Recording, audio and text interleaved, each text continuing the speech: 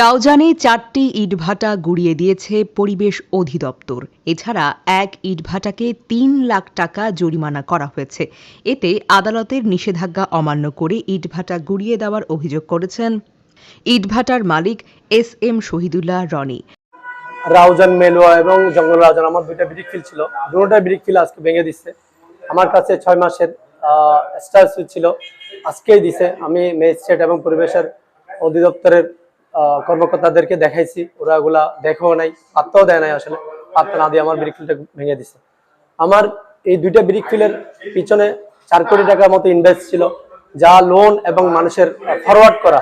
আসলে আমি নিজে এখন বুঝতেছি না আমি এই ফরওয়ার্ড এবং মানুষের লোনগুলো কিভাবে শোধ করব। আদালতের নিষেধাজ্ঞা থাকার পরও, স্ট্যাটাসও থাকার পরও ওরা কিভাবে আমার বৃক্ষগুলা ভেঙে দেয়।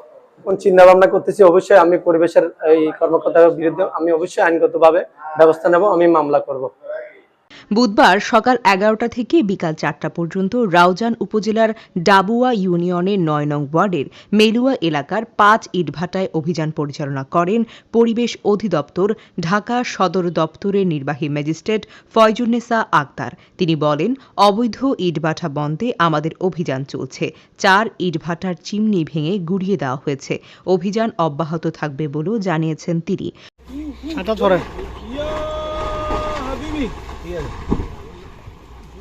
অভিযানে উপস্থিত ছিলেন পরিবেশ অধিদপ্তর চট্টগ্রাম জেলা কার্যালয়ের সহকারী পরিচালক আশরাফ উদ্দিন।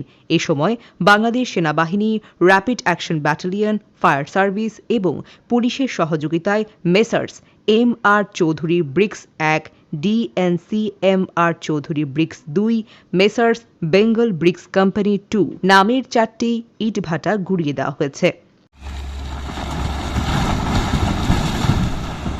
এছাড়া জেবিআই নামে একটি ইটভাটাকে ৩ লাখ টাকা অর্থদণ্ড প্রদান করা হয়।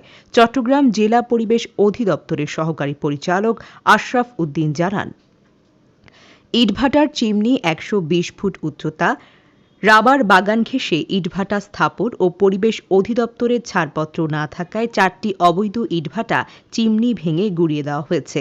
পাহাড় কাটার অভিযোগে জেবিআই ইটভাটা প্রতিনিধি ইব্রাহিমকে ৩ লাখ টাকা জরিমানা করা হয়।